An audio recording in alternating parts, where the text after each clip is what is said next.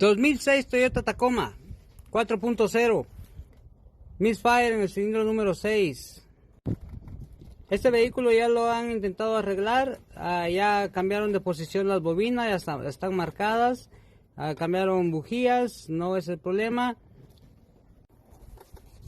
Nosotros procedimos a quitar el manifold de admisión para chequear un problema ahí, entrada de aire o algo, pero nos llevamos la sorpresa de que está lleno de aceite.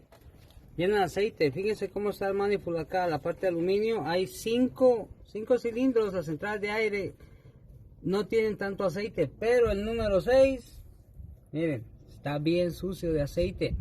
¿Por qué? Porque esta valvulita no sirve, la PCV no sirve y está succionando el aceite, no solo el vapor. Ok, amigos, feliz día y bendiciones.